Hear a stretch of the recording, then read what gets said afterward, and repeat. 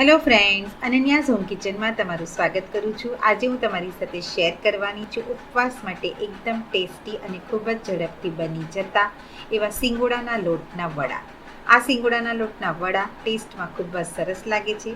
Stuffing બનાવવાથી લઈને તેનું better બનાવવાની જ ખૂબી છે. તો ચલો રેસીપી જોઈ લઈએ. અનન્યાઝ હોમ કિચનની નવી નવી રેસીપીઓ જોવા માટે મારી ચેનલને ચોક્કસથી સબસ્ક્રાઈબ કરજો. રેસીપી ગમે તો લાઈક કરજો, શેર કરજો. સાથે બેલ આઇકન ચોક્કસ દબાવજો જેથી મારા નવા વિડીયોના નોટિફિકેશન તમને તરત મળે. સિંગોડાના લોટના ફરાળી વડા બનાવવા માટે 500 ગ્રામ જેટલા બાફેલા બટાકાને મેશ કરીને રેડી કરી લીધા છે.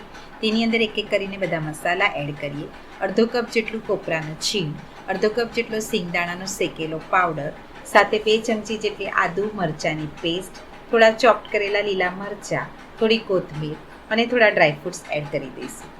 સાથે ટેસ્ટમાં વધારો લાવવા આપણે તેની અંદર અડધી ચમચી જીરા પાવડર, ચપટી દાલચીની અને લવિંગનો પાવડર અને સાથે ટેસ્ટ પ્રમાણે ફરાળી મીઠું એડ કરી દઈશું.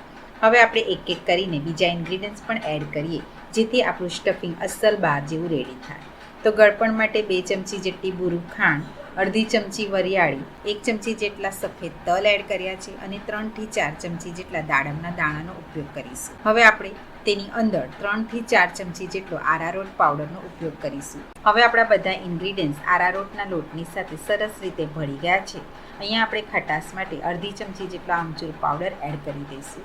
જો તમને આમચૂર પાવડર ના ગમતો હોય તો અડધી ચમચી લીંબુના રસનો ઉપયોગ કરી શકો છો, પણ લીંબુના રસને લીધે આપણું સ્ટફિંગ થોડું ઢીલું થઈ જાય છે એટલે મેં અહીંયા આમચૂર પાવડર એડ કર્યો છે. આપણું સ્ટફિંગ સરસ રીતે રેડી થઈ ગયું છે. તો હાથની ઉપર થોડું તેલ લગાવી દઈએ અને તમને ગમે એ સાઇઝના તમે વડા રેડી કરી લો. તો તમે જુઓ, આ રીતના આપણા બધા ગોળા સરસ રીતે વળીને રેડી થઈ ગયા છે. હવે આપણે તેનો આઉટર લેયર રેડી કરીએ. તેના માટે અડધો કપ જેટલો સિંગોડાનો લોટ લીધો છે.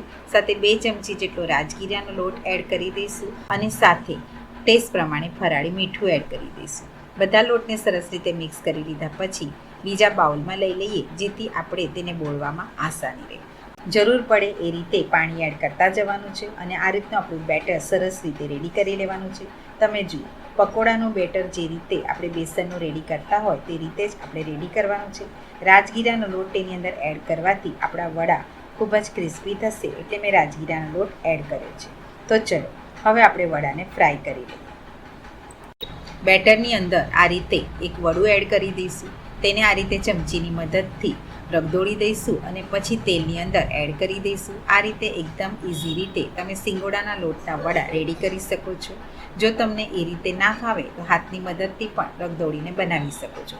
બંને રીતે ટ્રાય કરી જોજો. ખૂબ જ ઇઝી રીતે આપણા સિંગોડાના લોટના વડા રેડી થશે. હવે આપણે બધા વડા આ રીતે તેલની અંદર એડ કરી દઈએ અને સ્લો ફ્લેમ પર બધા વડાને સરસ રીતે ફ્રાય કરી લઈએ. તો તમે જુઓ, બંને બાજુથી એકદમ ક્રિસ્પી અને ટેસ્ટી આપણા બફ વડા રેડી થઈ રહ્યા છે. સ્લો ફ્લેમ પર જ બફ વડાને ફ્રાય કરજો. આપણા બંને બાજુથી બફ વડા ફ્રાય થઈ જાય પછી આપણે તેને ધીરે ધીરે કરીને કાઢી લઈએ અને આ રીતે તમે ઝારાને હલાવશો તો બધું વધારાનું તેલ તેની અંદરથી નીકળી જશે. તો હવે આપણે તેને સર્વ કરીએ. તો ડ્રાય ફ્રૂટ્સથી ભરપૂર એકદમ ક્રિસ્પી અને ટેસ્ટી આપણા ફરાળી બફ વડા રેડી છે. ચોક્કસથી રેસીપી ટ્રાય કરજો. રેસીપી ગમે તો લાઈક કરજો, શેર કરજો, સાથે કોમેન્ટમાં ચોક્કસ જણાવજો તમને મારી રેસીપી કેવી લાગી. સાથે બેલ આઇકન દબાવજો જેથી મારા નવા વિડીયોના નોટિફિકેશન તમને તરત મળે. તો ફરી મળીશું આવી નવી રેસીપીઓ સાથે.